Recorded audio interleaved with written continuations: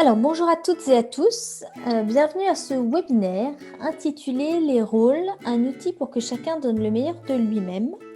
Et j'ai la chance ce soir d'accueillir Carole Avril, directrice générale de la Fédération française des diabétiques. Bonjour Carole. Bonjour Margot. Bonjour à tous. Alors Carole, donc tu m'as tu m'as partagé que tu avais été confrontée donc en 2016 avec un souci de santé qui t'a amené à quitter ton entreprise pendant quelques temps. Et puis en revenant, tu m'as dit avoir eu une révélation qui est que ton entreprise peut fonctionner sans toi et que ça marche. Du coup, consciente de ça, tu as entamé une démarche pour changer ton mode de management et transformer la Fédération française des diabétiques en une nouvelle organisation. Et aujourd'hui, tu sembles vouloir aller plus loin puisque tu te tournes vers l'holacratie, qui est selon toi un outil puissant de par cette notion de rôle, puisque ça pacifie les relations interpersonnelles et ça organise les compétences de chacun pour donner le meilleur de lui-même. Donc c'est le sujet qu'on va aborder aujourd'hui, c'est ce pouvoir des rôles et l'impact sur son organisation, sur les collaborateurs que tu vas pouvoir nous partager aujourd'hui. Alors, on va tout d'abord commencer par quelques questions que j'ai préparées et puis ensuite, on ouvrira les questions aux participants. Et donc, on va commencer par une première question pour revenir à la genèse, on va dire, de la transformation d'entreprise. Est-ce que tu peux nous raconter ta révélation? Comment est-ce que tu as vécu ton retour suite à cet événement qui a dû être un peu perturbant, j'imagine? Et pourquoi tu t'es dit qu'il fallait que tu changes? Alors, j'avoue, Margot, que je n'ai pas l'habitude de parler de cet événement. C'était un peu challengeant pour moi quand j'ai vu que tu en avais parlé. Et puis à la réflexion, je me suis dit que pourquoi pas, après tout. C'est vrai que ça a été ce problème de santé a été un élément fondateur, j'allais dire, dans ma vie. Dans ma vie tout court et dans ma vie professionnelle aussi certainement. Voilà, donc merci quand même à toi de me challenger là-dessus, parce que j'en parle peu. Et en fait, effectivement, donc je me suis absentée 1 mois et demi,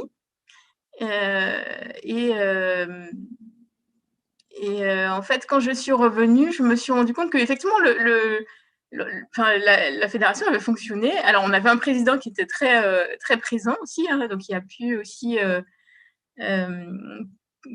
compléter, enfin voilà, pouvoir répondre aux questions des collaborateurs. Mais du coup, je me suis dit que finalement, j'avais pas besoin d'être là tout le temps.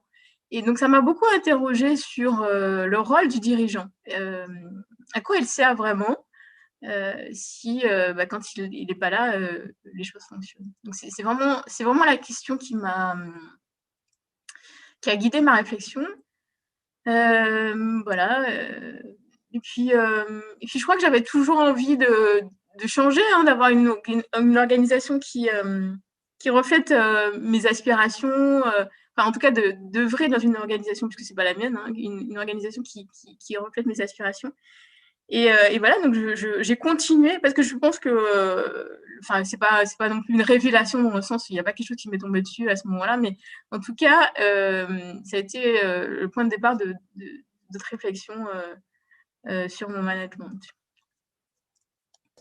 Oui, pour moi, c'était évident de parler de ce sujet parce que c'est quand même ce qui t'a amené, c'est la raison profonde en fait pour laquelle tu as changé.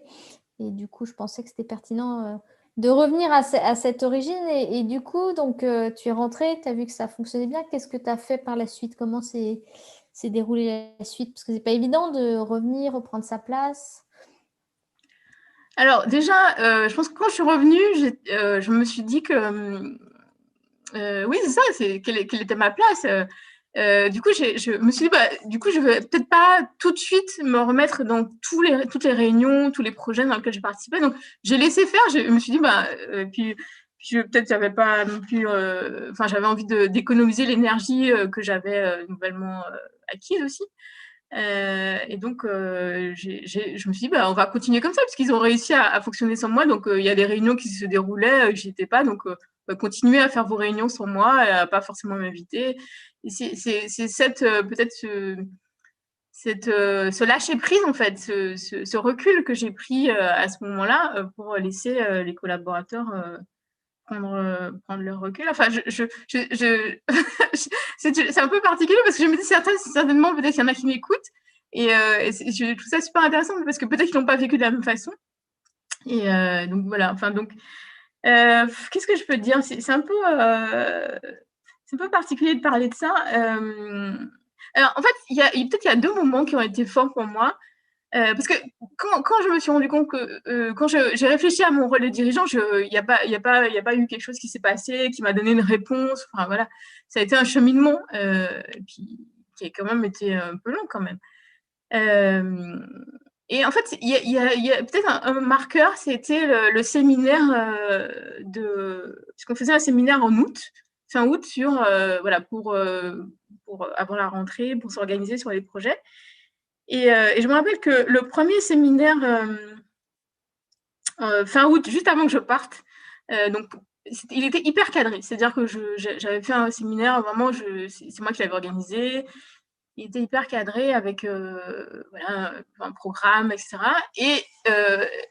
Et quand j'ai eu affaire à organiser le séminaire d'après, donc en août 2017, bah là, je me suis dit, mais en fait, je n'ai pas été là.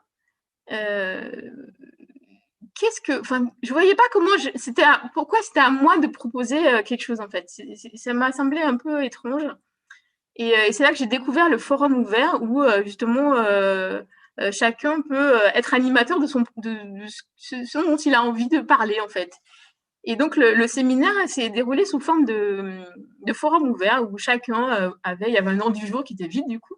Et la question c'était comment on travaille ensemble, voilà, je me rappelle très bien la question, mais c'était ça.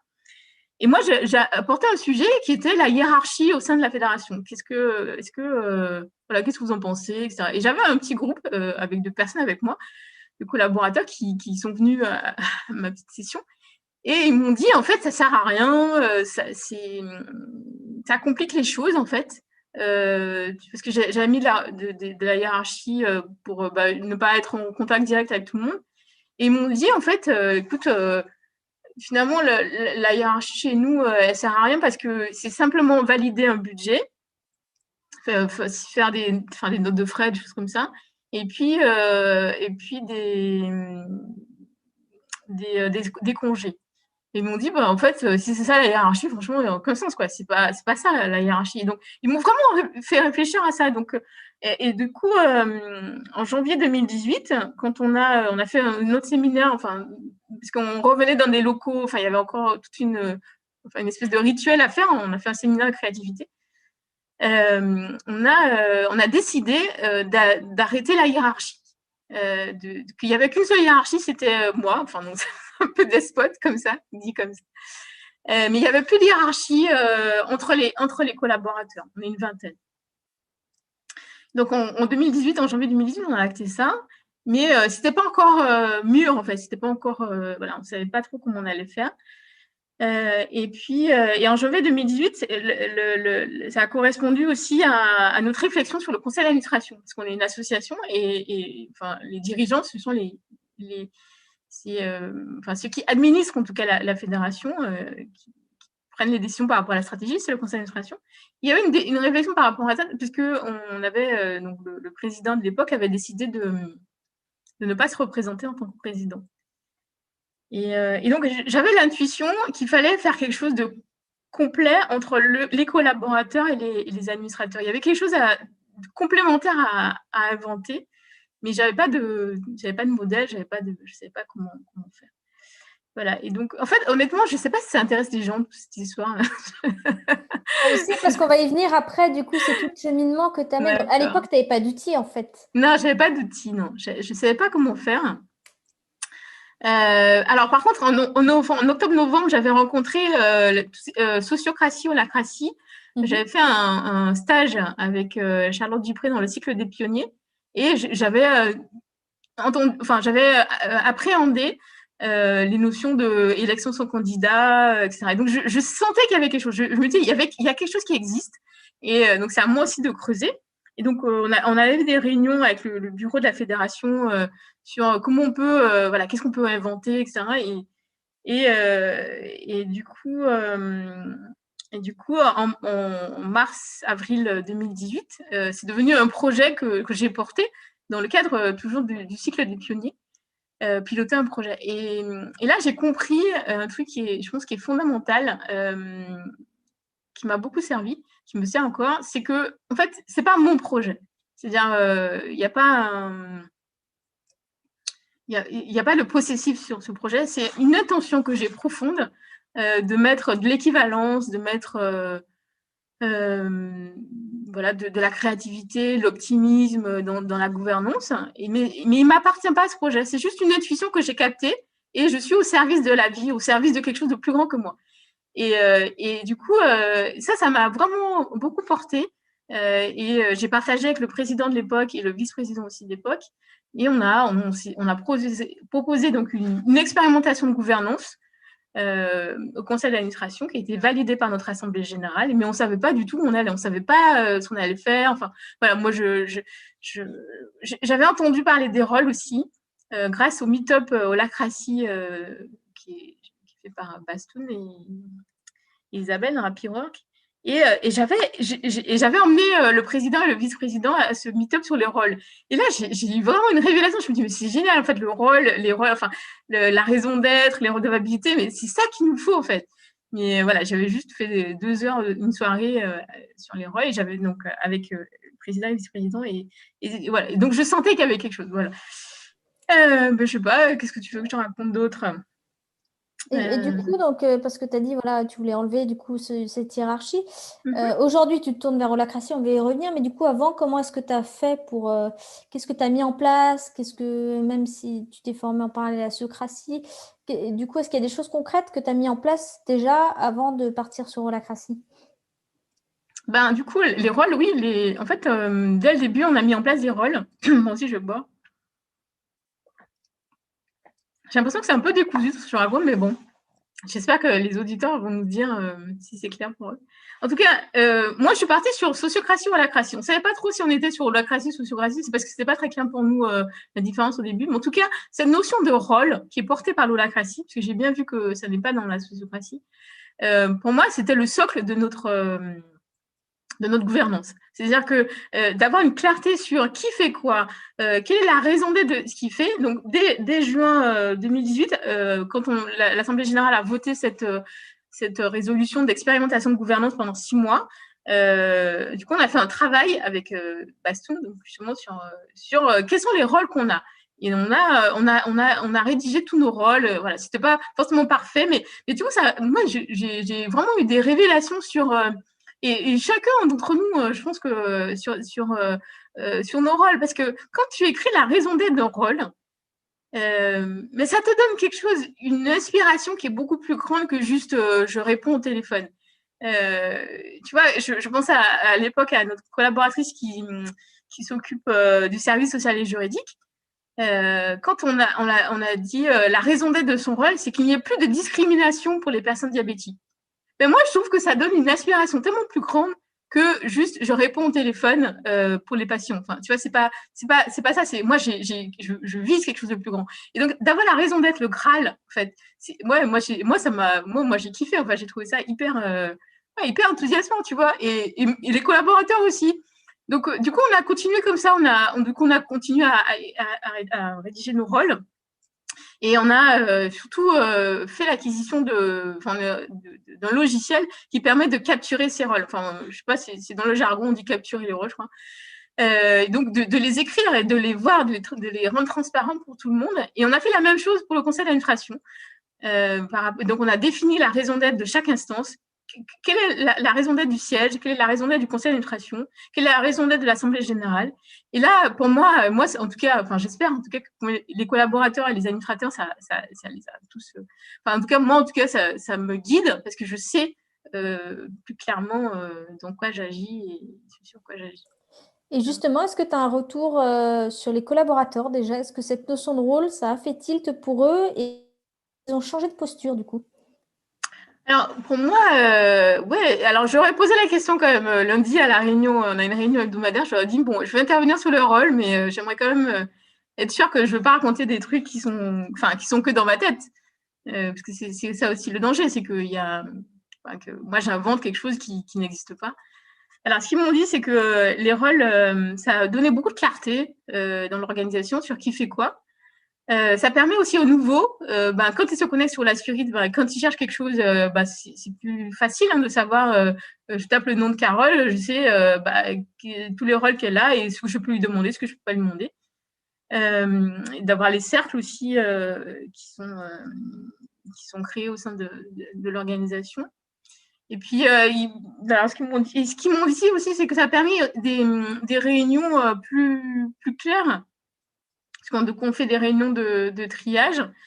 Et du coup, d'avoir la clarté de qui fait quoi. Enfin, il y a un premier lien, un second lien, facilitateur, un secrétaire. Je pense qu'on va revenir peut-être sur ces notions-là. Et de savoir que voilà, tu arrives en réunion, tu sais que voilà, le truc et le processus soutient nos échanges. Et ça donne de la clarté. Et ce qu'ils m'ont dit également, c'est que aujourd'hui, en fait, le risque, c'est que tu ne regardes plus tes rôles. En fait, c'est que tu oublies. Donc ça, c'est le point de vigilance, je crois, sur les rôles. Moi, ce que je crois aussi, c'est que ça permet d'avoir des rôles clairs, de les écrire, ça donne de la clarté. Mais surtout, moi, ce que je trouve génial dans l'holacratie, en tout cas dans ce qui est proposé, c'est que les rôles, ils sont vivants. C'est-à-dire que c'est pas des choses qu'on met sur un document et qui sont valables toute la vie. On peut les remettre en question, on peut revenir dessus. Et ça permet, ce qui me paraît important dans une organisation, c'est son agilité, sa capacité à être confronté au réel, à ce qui est, en fait, et donc de pouvoir s'ajuster, se dire, non, finalement, ce rôle n'existe plus, ce rôle, il doit changer. Et ça, je pense que de fait de créer ces rôles, ça nous demande de changer aussi notre posture, finalement, face au rôle. Et oui, justement, l'évolution de ces rôles, c'est ça qui fait qu'on a besoin d'un logiciel. Donc, tu citais Hola Spirit, il y a aussi Glassfrog. Oui, c'est vrai, on a fait ce choix de Hola Spirit. Ouais. Effectivement. Ouais. Et du coup, c'est cette évolution des rôles. Donc, toi, on sent que tu te l'es bien approprié. Cette évolution des rôles, elle se fait en réunion de gouvernance. Je dis ça pour les internautes. Et du coup, est-ce que les collaborateurs ont réussi à s'approprier le rôle au point de les faire évoluer aussi? Oui, moi je crois que c'est ça. En fait, justement, on a fait une réunion de gouvernance il y a en octobre. Mais c'est puissant, en fait. C'est-à-dire que quand vous avez la possibilité de changer les rôles, c'est-à-dire que, ce que me disait un collaborateur tout à l'heure, il me disait, mais en fait, ce qui est génial, c'est qu'il y a un cadre, et dans le cadre, je peux m'exprimer. Et je peux créer et co-créer avec mes collègues des choses. Et quand j'ai des tensions, elles peuvent se dire sans qu'elles soient prises comme une problématique interpersonnelle. Moi, je trouve que c'est ça, en fait, le truc. C'est que c'est pas j'aime pas un tel, c'est pas ça, c'est que j'ai une tension on va peut-être revenir sur la notion de tension dans la crassie, mais il y a quelque chose qui me gratouille là sur les rôles parce qu'il y a un tel qui fait ça, moi aussi je le fais, ou c'est pas clair pourquoi je fais ça, et quand je fais quelque chose, est-ce que j'ai à le faire en fait, est-ce que c'est vraiment à moi de le faire? Mais ça c'est hyper en tout cas libérateur, en tout cas j'espère pour mes collaborateurs, mais en tout cas pour moi ça a été hyper libérateur quand on parlait de cette absence là, justement. Et du coup, moi, j'ai clarifié mes rôles au sein de l'organisation. Parce que quand on dit directeur général, ça c'est bien pour l'extérieur, parce qu'ils ont besoin de savoir un peu, ok, mais en interne, est-ce que directeur général, c'est-à-dire il fait tout et rien? Tu vois, c'est la question finalement. Donc, est-ce qu'il doit être dans tout? Est-ce qu'on lui demande son avis sur tout? Tu vois, et en fait, moi, j'ai clarifié mes rôles. Et finalement, je vois que un an après, du coup, je me suis dit, j'ai dû partir pour un problème de santé pendant 1 mois et demi. Du coup, je vais partir sereinement pendant 2 mois, mais c'est un vrai choix en fait. Et donc, je l'ai fait. Je suis partie parce que quand je suis revenue, du coup, ce que j'ai fait, la première chose que j'ai fait, c'est que j'ai ouvert la spirit et j'ai regardé mes rôles et je me dis, ok, qu'est-ce que j'ai à faire dans ces rôles maintenant? voilà, et ça, c'est génial, c'est hyper, c'est reposant en fait, c'est un soulagement. J'ai pas tout à faire, j'ai pas participé à tout, mais j'ai des rôles et j'ai des redevabilités que je peux faire évoluer avec le consentement des autres. Et, Et justement, tu parlais de ton titre de directeur général. Alors ça, c'est le propre de tous les managers. La chose la plus difficile, c'est de savoir qu'est-ce qu'on fait et qu'est-ce qu'on fait au-delà du management, au-delà de signer des contrats de travail, de faire des augmentations, des entretiens professionnels. Au-delà de tout ce management RH, finalement, moi, je suis quoi? Quelle est ma valeur ajoutée dans l'entreprise? Donc, ce travail de définition des rôles, c'est pas juste écrire ce que tu fais. Ça a été un cheminement, j'imagine, aussi personnel de trouver ta place, ta valeur ajoutée dans l'entreprise et peut-être refaire de l'opérationnel. Comment est-ce que tu as réussi à arriver à ce résultat-là? Comment je sais pas Parce comment que c'est pas évident de définir ses rôles tout seul. On n'a pas forcément conscience. C'est bien d'avoir aussi un miroir, des retours des autres. oui, c'est vrai. Je sais. Non, mais on l'a fait ensemble en fait. Tu vois, c'est-à-dire, tu vois, par exemple, la première fois où on a fait le rôle, la définition des rôles, j'ai réalisé, mais en fait, je le savais. Enfin, du coup, je suis presque gênée de le dire, mais je m'étais jamais, enfin, j'avais jamais écrit quelque part que j'avais un rôle prospectif, par exemple. Tu vois. Et en fait, ouais, j'ai un rôle prospectif, mais je le faisais de façon automatique. En fait, ce que je trouve dans les rôles, ce qui est génial d'écrire les rôles, c'est qu'on passe de quelque chose qui est pensé à quelque chose qui est écrit et partagé et transparent pour tous. Et ça c'est puissant parce que du coup, quelqu'un peut m'interpeller en me disant, bah attends, tu sais, dans ton rôle prospectif, j'ai vu ça, ou dans ton rôle prospectif, est-ce que tu pourrais faire ça? Tu vois, euh, ouais, je sais pas si je suis claire et si j'ai répondu à ta question. Tu me demandes comment j'ai fait. Ouais, comment tu as fait pour faire ce travail que nous on appelle de distillation, où le Ouais. manager il fait tellement de trucs, il se rend pas compte de ce qu'il fait en fait. Et il fait même des trucs qui ont peu de valeur ajoutée, mais parce qu'il n'a pas défini des rôles, il peut pas les déléguer.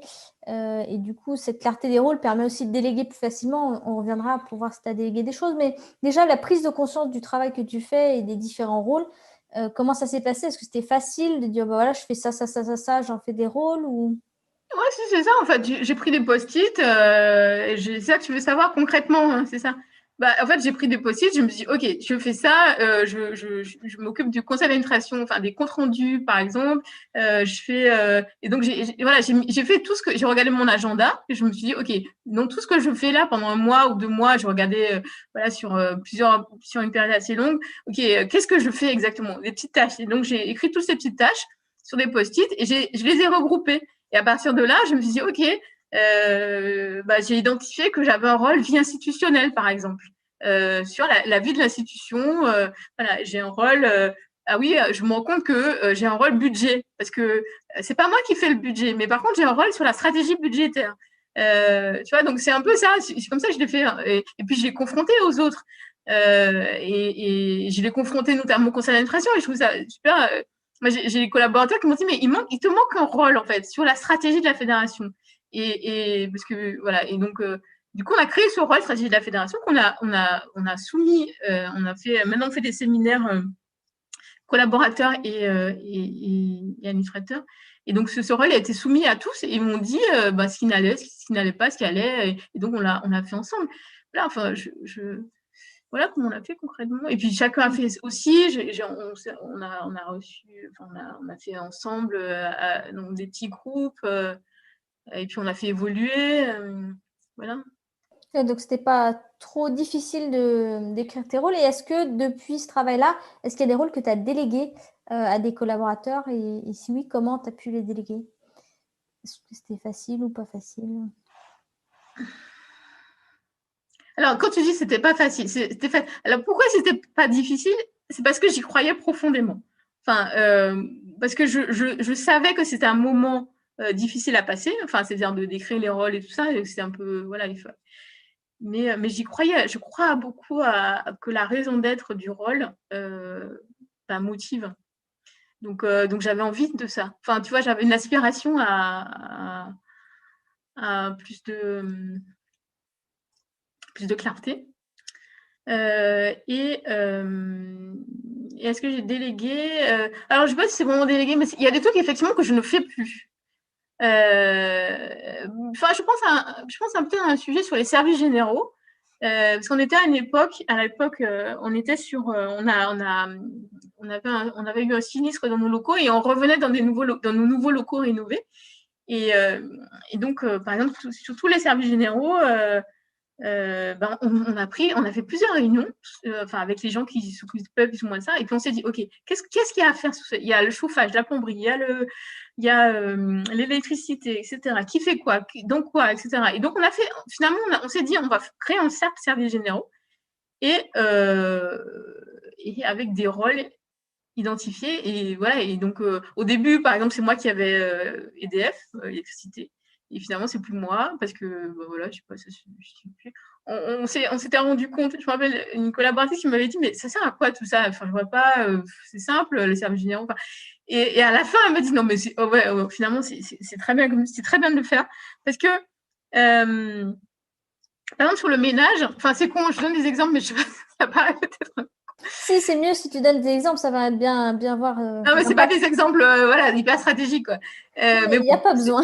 c'est le quotidien, c'est le quotidien. Par exemple, sur le ménage, on s'est rendu compte, quand on a fait le point, on était 3, on s'est rendu compte qu'on était 4 à être en relation avec la société de ménage. Alors moi, parce que comme c'est moi qui avais relancé la machine des locaux, bah, j'avais trouvé cette société. Donc voilà, ils me connaissaient. Il y avait une autre personne, la personne de la comptabilité, parce que bah, les factures, tout ça, donc la société de ménage, j'étais en relation avec elle. Et une autre personne qui m'avait soutenue pendant les locaux, et donc la société de ménage. Et une autre qui avait dit, mais moi, je veux bien m'occuper de... Et on était 4. Et donc quand la société de ménage avait un problème, du coup, des fois, elle demandait à moi, des fois, elle demandait... En fait, on s'est dit, mais c'est une perte de temps énorme, d'énergie. Et donc, on a créé un rôle ménage. On l'a assigné à une personne. Et voilà. Et ce qui fait que maintenant, enfin, quelques temps après, quand la société de ménage me dit, oui, il y a tel problème, je dis, ok, je vous remercie de me signaler, mais je vous propose d'en parler à un tel qui a le rôle ménage. Voilà. Ce qui fait que, voilà, je n'ai pas à tout faire, quoi. Enfin, je sais pas. Ouais, c'est ça le. Je crois qu'il y a une petite voix en moi qui me dit, mais est-ce que c'est vraiment intéressant pour les gens? Je ne me rends pas compte. Bah, moi, ça m'intéresse. Alors après, si les téléspectateurs, ça ne les intéresse pas, vous pouvez mettre dans le module conversé et puis vous pouvez poser vos questions aussi. Posez les questions qui vous intéressent. Il y a le petit bouton Q&R si vous avez des questions, mais sinon, on va continuer. Moi, ce qui m'intéresse, c'est de savoir, bon, là, voilà, des petites tâches comme ça que tu fais plus. Est-ce que aujourd'hui, tu te sens 100% aligné sur tes talents dans l'entreprise, dans le rôle que tu exerces? Parce que c'est ça aussi le but visé pour un manager, mais pour chacun, que chacun puisse être leader dans les rôles pour lesquels il a des compétences, des talents, et avec la raison d'être, ça a d'autant plus de sens. Est-ce que toi, tu te sens aujourd'hui aligné là-dessus? Et est-ce que tes collaborateurs, tu penses, sont alignés là-dessus? Alors, j'aurais du mal à parler pour mes collaborateurs, mais j'espère en tout cas. En tout cas, c'est l'intention que j'ai, c'est que chacun soit vraiment aligné sur son rôle et sur ce qu'il a à faire et dans ses talents au service de l'organisation. Et moi, moi, je crois que, en fait, le fait de m'être libérée de plein de tâches, alors il y a des tâches et il y a aussi des sujets. Tu vois, j'ai arrêté de m'inquiéter de tout, en fait. C'est-à-dire de vouloir être dans tout. Je crois que c'est ça le avant-après, c'est que avant, je pense que je lisais, par exemple, tous les articles qui paraissaient sur notre site internet. Ou quasiment tous. Je relisais tout. Donc j'étais aussi un goulot d'étranglement pour mes collaborateurs parce que j'avais pas le temps de tout lire. Enfin, tu vois. Et donc voilà. Moi, j'ai lâché ça en fait. J'ai lâché de tout savoir. J'ai lâché de vérifier tout. Voilà. Voilà. Donc vraiment, ouais, je lis plus tout ce qui est écrit. C'est peut-être un tort, hein, je sais pas, genre. Mais en fait, je me dis que, s'il y a besoin, je saurais répondre d'eux, ce qui a été fait par les collaborateurs. Je saurais les soutenir si jamais il y a un truc qui ne va pas. parce que je fais confiance et que je pense qu'ils le font de façon la plus sincère possible en mettant leur talent justement au service de l'organisation. Et que s'ils ont besoin d'avoir un avis, bah, ils sauront me trouver. Parce que j'ai une vision globale peut-être de l'organisation que tout le monde n'a pas. Et donc j'ai lâché ça. Et voilà, il se passe plein de réunions que je suis pas. Enfin, franchement, c'est ça le truc. Après, c'est qu'avant, j'étais dans toutes les réunions, enfin, plein de trucs. Enfin, et ouais, il y a plein de choses qui se font sans que je sois au courant. Et ça, c'est génial, en fait. Je crois que je suis de plus en plus un collaborateur comme les autres. Alors, c'est pas tout à fait vrai parce que bon, j'ai quand même, enfin, j'ai l'ancienneté, voilà, mais de plus en plus, des fois, j'apprends des choses qui se font comme les autres, en fait. Et ça, pour moi, ça, c'est un marqueur fort. C'est que, voilà, ils se saisissent de leur rôle pour inventer, pour voilà, être en toute autonomie, se saisir de ce qu'ils ont à faire. Et donc ça, moi, ça me touche beaucoup, ça me remplit de joie parce que je me dis waouh. Et je crois que si on n'avait pas eu ces rôles, si j'étais restée captive de tout ce que je dois surveiller, ben on pourrait pas faire avec cette petite équipe, on pourrait pas faire tout ce qu'on fait aujourd'hui. Et c'est parce que chacun se sent aussi, j'espère en tout cas, j'espère que, voilà, je l'espère vraiment. En tout cas, je leur ai demandé lundi, mais ils m'ont pas dit le contraire. Mais je pense que c'est ça, c'est parce qu'on a libéré quelque chose, et donc une autonomie, une envie de contribuer avec les rôles. Ouais. Pareil. Je raisonne bien avec le fait qu'on peut faire beaucoup plus de travail avec cette clarté sur les rôles. Et nous, c'est le cas. On est 4 dans l'entreprise. Et à chaque fois, j'ai eu plusieurs fois la remarque sur notre site web. Les gens regardent tout ce qu'on fait et ils se disent, mais vous êtes une centaine chez LGS. Non, on n'est que 4. Donc oui, les rôles, la clarté, c'est beaucoup plus rapide. Ouais. Cara Bibiocop aussi nous en parlait. Il y a plein d'exemples. Mais du coup, ce côté leadership, autonome, on parle d'ailleurs de leader de rôle avec la nouvelle constitution qui vient. Est-ce que ça, tout le monde l'a prise? Est-ce que tous tes collaborateurs, tu peux dire qu'ils sont leaders de rôle et qui, ça y est, ils gèrent comme des entrepreneurs leur mini-entreprise? Ou est-ce que ce n'est pas encore le cas? Et qu'est-ce qui reste à faire? Non, je crois pas que ce soit le cas encore, parce que je pense qu'il y a plusieurs raisons. C'est peut-être que donc je prends la responsabilité. Peut-être que alors je me dis que je n'ai peut-être pas assez expliqué en quoi le rôle était ta source de puissance en fait.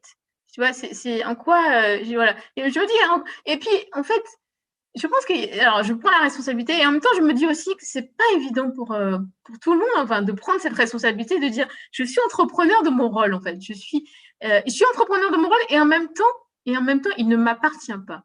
Et c'est ça, je trouve le truc, c'est que j'ai un rôle et je peux, demain, il peut ne pas exister, mais je reste un être humain. Et moi, c'est ce qui m'a séduit dans la proposition dans la critique.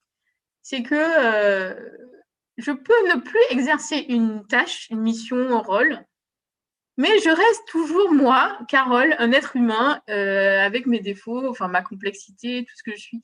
Et c'est ça, je trouve que voilà, qui est peut-être pas encore comment dire, forcément partagé parce que c'est un chemin aussi individuel, je crois. Et moi, je sais qu'il y a des trucs, des rôles que j'ai lâchés et avec difficulté parce que j'avais mis beaucoup de moi, enfin j'ai dû faire un travail sur moi en me disant ok, c'est plus moi qui le fait et c'est ok aussi et la personne le fera avec ce qu'elle est et ses talents et c'est chouette aussi. Et tu as réussi ça à lâcher le contrôle? Il faudrait demander à mes collaborateurs. en tout cas, j'ai l'illusion que sur certains aspects, parce que je ne pense pas qu'on puisse lâcher le contrôle sur tout. Enfin, je pense que je n'ai pas lâché sur certaines choses. Ouais, sur des trucs, j'ai lâché, ouais, clairement. Par exemple, sur tout ce qui est communication, enfin, sur tout ce qui est. Parce que finalement, moi, je me dis que dans l'holacratie, ce qu'on fait, c'est qu'il y a des tensions. Donc moi, je suis aussi capable d'émettre une tension. Donc ce que je fais, je dis là, j'ai une tension sur un truc que vous avez fait ou ce que vous avez, voilà. Et donc moi, je peux exprimer cette tension. Donc ouais, donc je sais pas. Je sais pas si j'ai répondu à ta question, Margot. Si, mais du coup, tu contrôles comment maintenant, si tu veux, s'il y a des choses qui vont pas dans l'entreprise, quel est ton pouvoir sur l'entreprise? Tu disais, je suis un collaborateur comme un autre, donc finalement, tu n'as peut-être pas plus de pouvoir.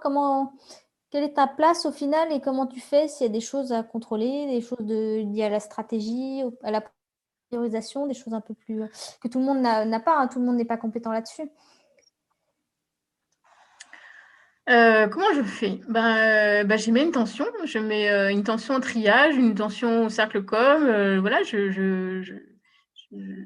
notre réseau social, ou à la personne, enfin, je mets une tension. Ouais, je dis. Enfin, je sais pas. Hormis ça, je vois pas ce que je peux. Ouais, je dis. Enfin, qu'est-ce qu'on peut faire d'autre que de dire?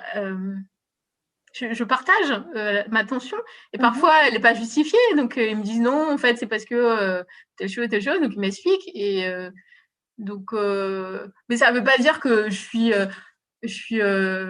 enfin je sais pas, je suis active en fait puisque j'agis dans mes rôles, donc j'ai mon rôle stratégie, donc je énergise en fait, donc je donne aussi je donne aussi de moi à l'organisation. Enfin, tu vois, je suis pas en retrait en me disant, bah non, je les laisse faire. Enfin, c'est pas, je suis aussi au combat, enfin, avec eux, quoi. Enfin, on est ensemble, en fait, dans le truc. Donc et c'est vrai qu'il y a des managers qui ont tendance à se retirer en se disant, voilà, holacratie, il n'y a plus de chef, donc surtout, je me retire. Et c'est surtout pas ça qu'il faut faire. Effectivement, c'est comme tu dis, il faut amener ces tensions et ressentir ces tensions qu'on sent en tant que manager, les amener et les traiter jusqu'au bout. Et effectivement, parfois, c'est le miroir impitoyable. C'est que les collaborateurs envoient, ben, en fait, là, Carole, t'es pas juste parce que t'es pas dans le truc. Et voilà. Oui. Et c'est aussi cette acceptation-là, ouais. Oui, et puis je me dis que, en fait, peut-être j'ai confiance qu'on pourra gérer, en fait, s'il y a un truc qui va pas. Alors, on a une question de Dominique, et puis en plus, il donne un feedback comme quoi c'est vraiment très intéressant. Donc, merci Dominique pour le feedback. Ça va rassurer Carole qu'il n'y a pas que moi qui suis intéressée par ces propos. Et une petite question donc pour toi. Quels enseignements supplémentaires sur l'holacratie avec le travail en distanciel qui a certainement concerné la FFD en 2020? Est-ce que tu as des enseignements supplémentaires? Ouais. En fait, nous, avec quelques collaborateurs, on s'est dit que on a plutôt bien réussi la mise en distanciel parce qu'on était, je mets entre guillemets holacratie parce qu'on n'a pas signé la convention, la constitution, tout ça, mais parce qu'on avait des rôles clairs. Moi, je crois qu'on a bien passé le cap en tout cas du premier confinement, enfin des autres. Moi, je crois vraiment que ça nous a vraiment été utile.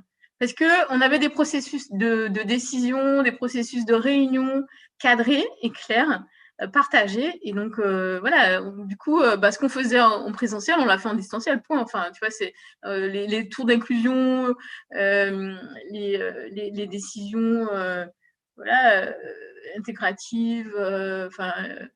Ça, on l'a fait en distanciel. Donc, au contraire, enfin, je pense que ça nous a vraiment soutenus.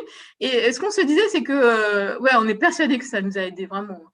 Parce que justement, notamment pendant le premier confinement, on faisait des réunions tous les jours à 11h. Parce qu'il y a beaucoup de patients qui avaient des difficultés. Du coup, on faisait des remontées de ce qui se disait sur le terrain, ce que nous remontait le réseau. Du coup, on avait des actions politiques à faire, des informations aux patients. Enfin, et du coup, on était hyper organisés. Enfin, tout le monde savait ce qu'il avait à faire dans son rôle. Et donc, non, je crois que ça a été vraiment. La crise du Covid nous a vraiment. A révélé pour moi que l'organisation était solide de ce point de vue-là. Ouais. Je suis d'accord. Et puis, je dirais même sur les réunions, C'est aussi facile en virtuel, c'est même peut-être plus facile. Et les processus sont tellement structurés que ça a été, alors que je vois plein d'organisations, moi-même pour faire des apéros en ligne, quand c'est un apéro en ligne qui n'a pas de process, c'est difficile de prendre la parole, tout le monde se marche dessus, ça ne marche pas.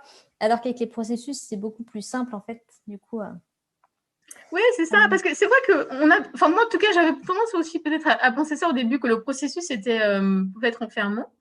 Et en fait, je crois que le processus, au contraire, il libère l'être humain en fait. C'est-à-dire il aide l'être humain à se révéler et à pas surréagir dans tous les sens ou surtout.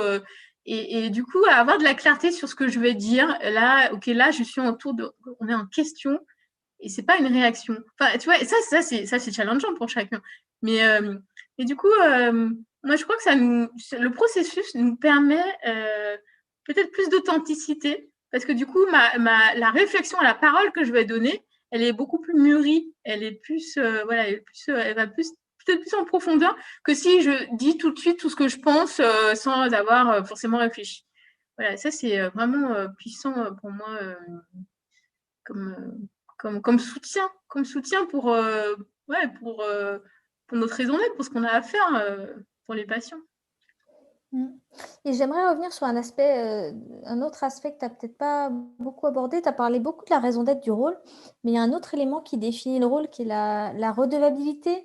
Nous, on appelle ça l'offre de service. Et finalement, qu'est-ce que le rôle a à offrir? Et on met l'emphase sur une relation client-fournisseur en fait à l'interne.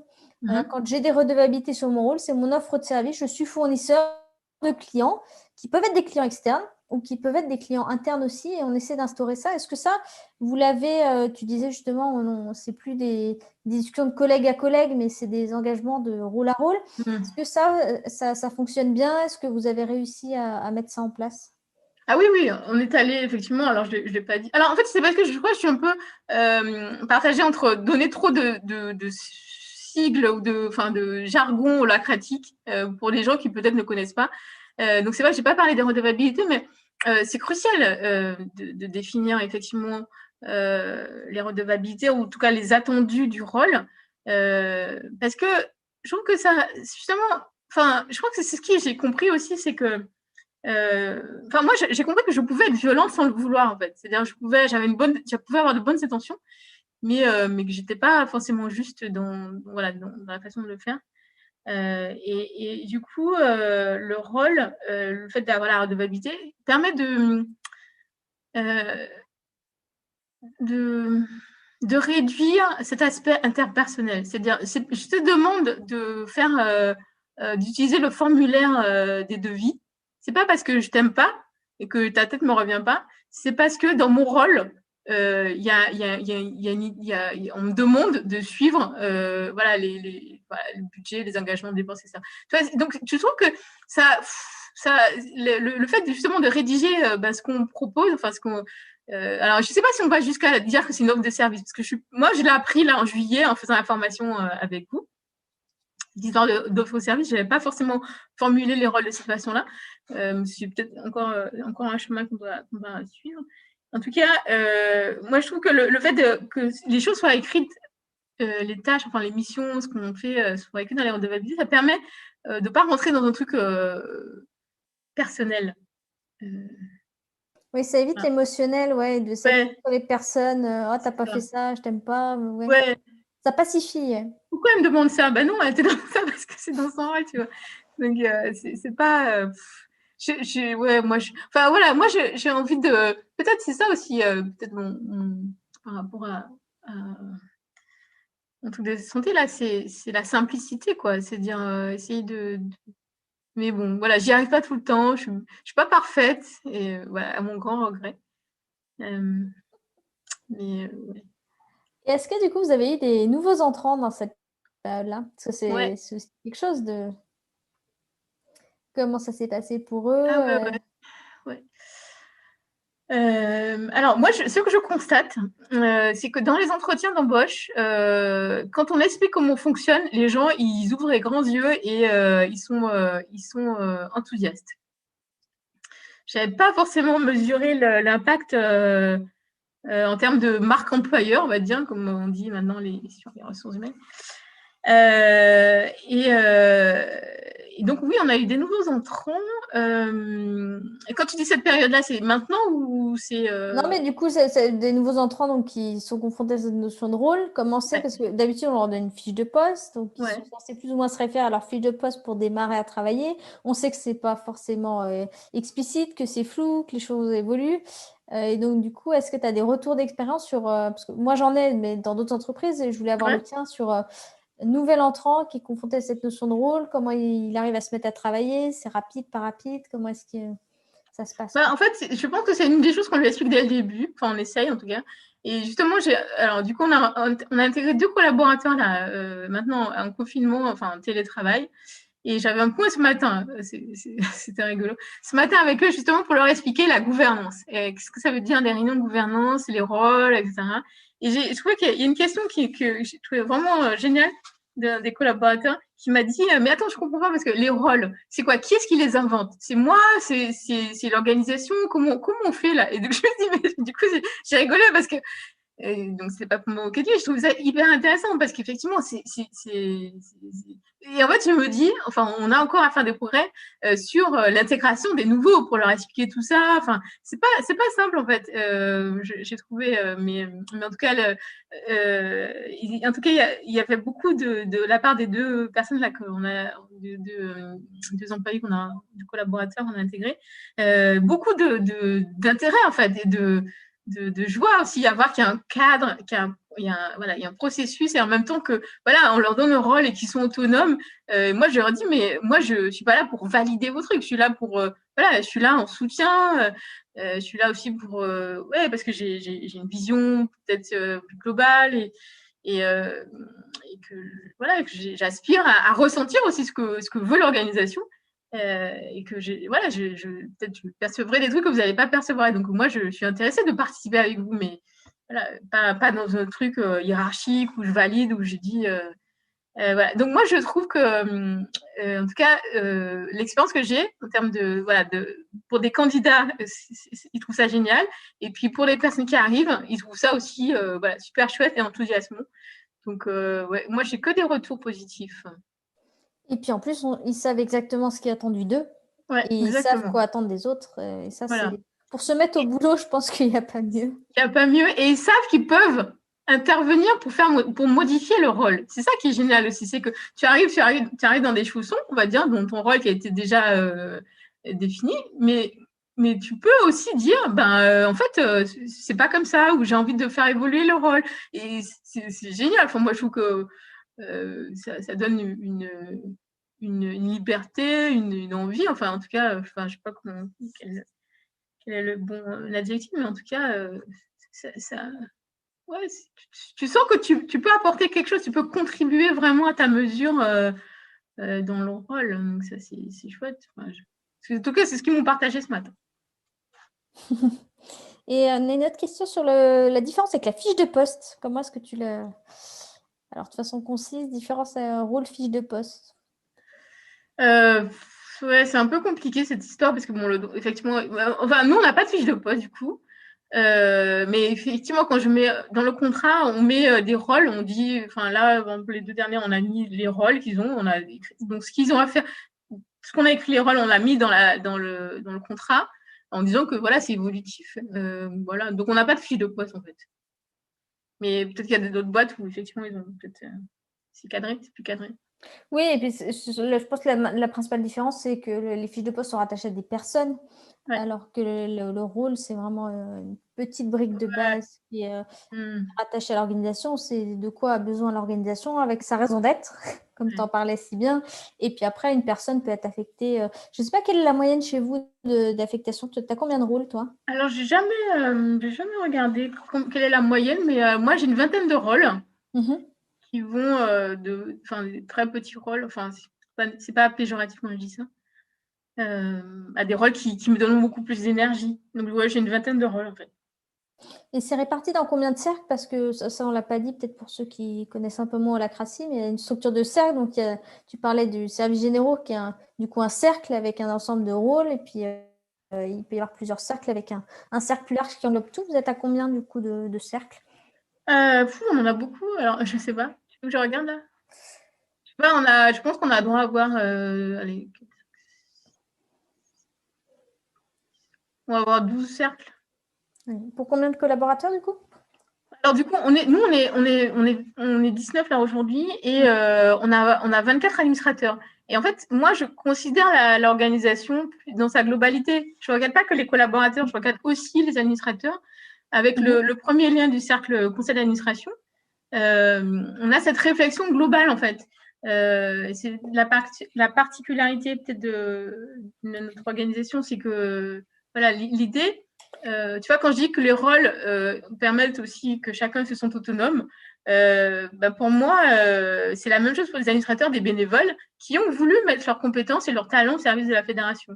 Et donc, du coup, on a clarifié aussi des rôles au sein du conseil d'administration qui ont été, ils ont été assignés à des rôles et donc ils énergisent aussi des rôles, mais qui sont complémentaires de ceux des collaborateurs. Le rôle, peut-être au sein du CA, il peut être peut-être plus stratégique ou il peut aussi être opérationnel en fonction des besoins de l'organisation. Voilà, donc ça, c'est la particularité. Donc, on réfléchit plutôt à, on va dire, 43 à peu près personnes, Et du coup, administrateurs et justement, collaborateurs. cette relation avec le CA, est-ce qu'elle a évolué avec la clarification des rôles de chacun? Ah bah clairement, clairement. Ah oui, oui. C'est-à-dire que, je sais pas, enfin, pour ceux qui connaissent ces associations, ils savent que le point d'achoppement entre dans les associations quand il y a des salariés, c'est la différence entre salariés et bénévoles, et entre voilà ce que chacun fait. Et là, de mettre de la clarté sur quelle est la raison d'être du conseil d'administration, quelle est la raison d'être du cercle siège, avec deux fonctionnements différents, alors qu'on aspire à faire qui se ressemblent un peu plus, mais voilà, on ne fonctionne pas pareil au CA qu'au siège. Et d'avoir des rôles au CA qui sont complémentaires des rôles au cercle, ou des cercles mixtes qui sont composés à la fois d'administrateurs et de collaborateurs, parce qu'on a quelque chose à faire ensemble. Il y a une raison d'être, il y a un truc qui nous motive, qui est plus grand que nos petits rôles. Ça, clairement, moi, je trouve que ça a donné de l'enthousiasme déjà sur le côté administrateur, meilleure peut-être compréhension du rôle du CA pour les collaborateurs, et puis une dynamique où on se challenge mutuellement, chacun dans ses rôles. Enfin, moi, je suis plutôt, je suis contente de cette comment dire, de cette mise en place en fait, voilà, qui n'est pas parfaite. Évidemment, il y a encore des choses à inventer. Ou à clarifier, mais je trouve que c'est hyper structurant en fait d'avoir mis des noms, des rôles, des redevabilités sur chacun. C'est chouette. Merci. Alors, le temps passe super vite en ta compagnie, parce qu'on arrive bientôt ah oui, c'est vrai. à la fin du temps. Du coup, on va faire une petite clôture, mais juste avant, préciser, donc on organise d'autres webinaires avec d'autres intervenants aussi. Et puis le prochain, il sera donc sur la création de valeur en entreprise. C'est un thème spécifique. C'est un petit webinaire court d'une demi-heure avec Bernard-Marie Chiquet le 11 décembre. Donc, Bernard-Marie qui est le fondateur d'IGI. Vous recevrez les informations dans l'email qui va suivre. Donc, si vous voulez vous inscrire au webinaire, n'hésitez pas. Surtout, même si vous ne pouvez pas venir, vous pouvez vous inscrire. Comme ça, vous recevrez l'enregistrement. Si jamais vous êtes convaincu du management constitutionnel, de cette notion de rôle, qui est un des outils du management constitutionnel, on organise des parcours d'initiation 360. C'est des parcours sur 2 à 3 sessions de 3 heures, c'est en ligne. Hein. On s'adapte avec le Covid. On a aussi notre formation de praticien que tu as suivi, Carole Langevin, qui est en parcours en ligne aussi. Et puis, on accompagne les dirigeants, donc on fait aussi des sessions de coaching. Là, c'est Bernard-Marie, mais vous aurez toutes les informations. Et puis, vous pouvez écrire à n'importe qui, c'est l'avantage. On reroutera vers le bon rôle en interne. Pour terminer, je te propose un petit tour de clôture. Voilà, ton expérience du webinaire, tes apprentissages, un petit peu comme dans une réunion au Lacratie, ce que tu as envie de partager pour clôturer à nos internautes. Euh,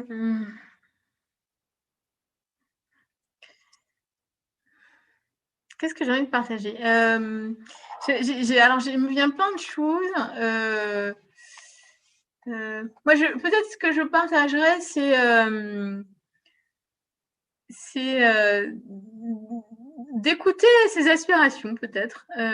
D'écouter, voilà, d'écouter. Enfin, je sais pas, c'est un peu complexe. En fait, je suis, je crois que c'est partagé de dire ça parce que ça fait un peu mystique, tu vois, de dire, voilà, que l'organisation aspire à quelque chose. Je sais que Bernard Marie dit qu'on dit personne morale, c'est bien que c'est une personne et qu'elle a des choses, des aspirations. Donc, moi, voilà, j'ai envie de dire de peut-être.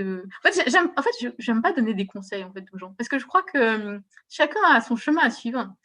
Donc, j'ai pas tellement envie de donner des conseils. Ouais, je sais pas. Oh là là, j'ai l'impression de bafouiller là sur cette fin de webinaire. Qu'est-ce que je pourrais dire Ouais, je sais pas, j'ai envie de dire aux gens de s'écouter, quoi, d'envie d'oser, ouais, d'oser changer les choses, d'oser aller vers ce qui est important. Voilà.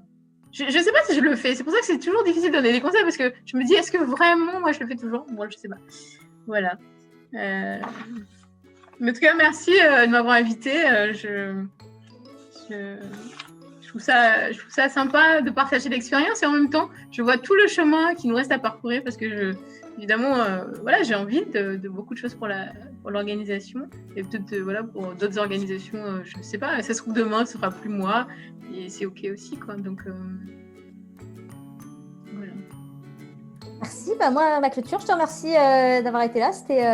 C'était chouette, c'était pétillant, dynamique. Et puis, on a abordé plein de sujets avec des anecdotes. Moi, j'adore les anecdotes. Donc, j'espère que ça a plu aussi à ceux qui nous regardent. Et merci pour vos questions, votre participation.